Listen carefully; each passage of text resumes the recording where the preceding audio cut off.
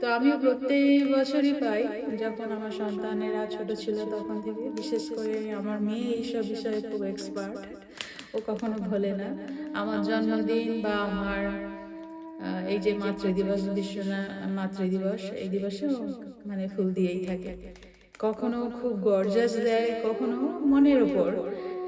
তো যাই হোক, এই যে মনে রেখেছে এবং আমাকে থ্যাংক ইউ দিয়েছে, আরিগাতো বলেছে, তো আমার খুবই ভালো লাগলো।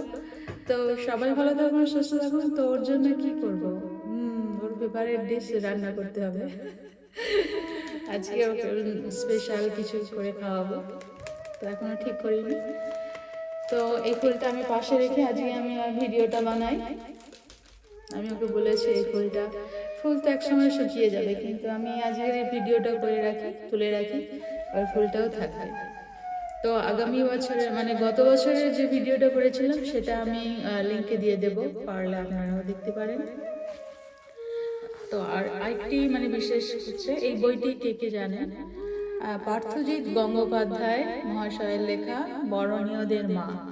এই বইটি আমার খুবই ফেভারিট, খুবই সুন্দর। মহীয়সী সমস্ত যে নারী সন্তান রত্নগর্ভা মায়েরা আছেন, সেই মায়েদের কথা আমরা অনেকেই জানি না, বা জানলেও এই মাতৃদিবসে আমরা আরেকবার করে পড়াশোনা করি, যাতে সেই সমস্ত রত্নগর্ভাদের কথা আমরা স্মরণে রাখতে পারি। তো এই যে আছে বরণীয়দের মা, পার্থজিৎ গঙ্গোপাধ্যায় মহাশয়ের লেখা, আমি এই ভূমিকা থেকে কিছুটা অংশ আপনাদের শুনে পড়াই। মায়ের থেকে বড় কেউ নেই, জননী জন্মভূমিশ্চ স্বর্গাদপি গরীয়সী।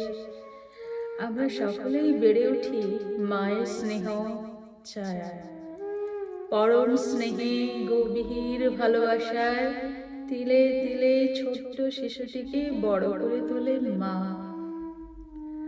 আদরের বাছার বড় হয়ে ওঠার আড়ালে রয়ে যায় মায়ের কত ত্যাগ, তিতিক্ষা ও কত সহিষ্ণুতা। ছোট সেই বাচ্চা যখন সত্যি বড় হয়ে ওঠে, প্রতিষ্ঠিত হয় জীবনে, তখন মায়ের থেকে খুশি আর কে হন? চোখে মুখে ফুটে ওঠে 7 রঙের রামধনু, পরিতৃপ্তির প্রশান্তি। বরণীয়জনের গৌরবোজ্জ্বল জীবনে মায়ের ভূমিকা অনেকখানি। মায়ের স্নেহ সুধায় ভালোবাসাতে তো চলার পথটি প্রশস্ত হয়ে ওঠে। চলে নিজেকে আবিষ্কার, সহসা কেউ উচ্চতার